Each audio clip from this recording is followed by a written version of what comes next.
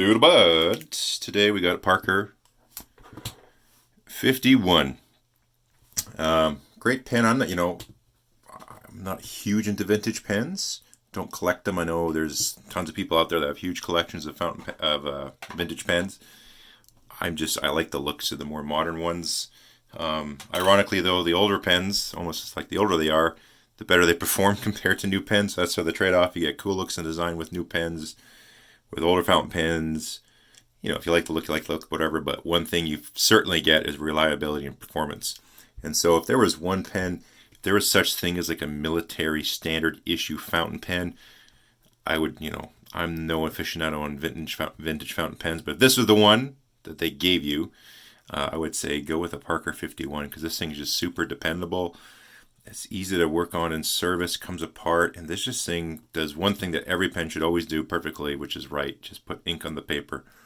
It performs super well. If I want a pen that I don't know how long I was sitting, but just want it to write, this guy right here. So anyhow, it might not win any style off competitions, but it does a good job. This looks kind of nice in here. A little clasp mechanism, but that just goes to show you this pen. So this is the 51 Special Aerometric. I'm again no expert on dates and everything as well with what comes out when, but I think this was either late 40s, I think, or more like early 50s. So here's a pen that's pretty darn old. We're talking 70 years old, I guess. 70? Yeah. No. Something like, yes, 70 years old. To still perform well and look as good as it does right now, that says a lot about how good this pen is. So enough of that. We'll just kind of go through it real quick. This is a Parker 51. I think on the pen there they actually say 51 on the filler. And this is the known as the Special. That little skip was me lifting off the page. I don't like how that looks. That looks better. So all that means is this is not a gold nib. This is a special nib.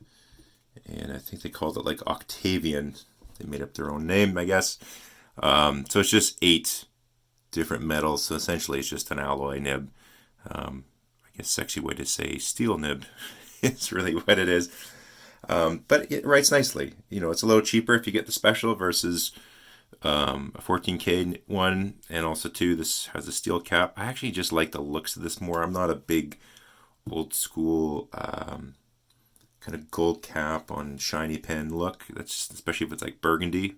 I hate that. That would be like the one pen I wouldn't want is a burgundy pen with a gold cap and all that stuff, or a brown. Some people might love that look. That's not mine. So this teal that they got, this tealy green color with the steel, I think that looks really sharp, especially for being as old as it is. And it just performs all the time. It's just ready to go. No hard starts.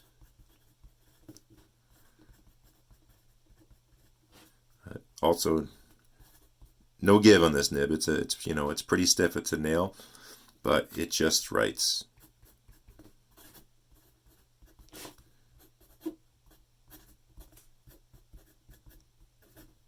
All the time. Just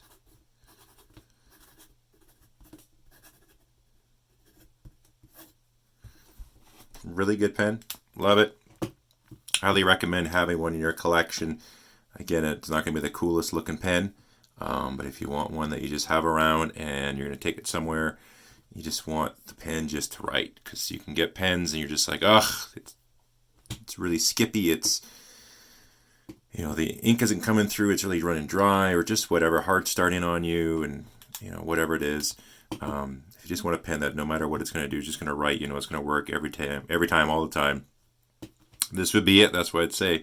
If they gave you a fountain pen as a standard issue pen, this is probably the one they'd pick because it's so dependable. Anyhow, I got nothing else to talk about. Get one. They're lots of fun.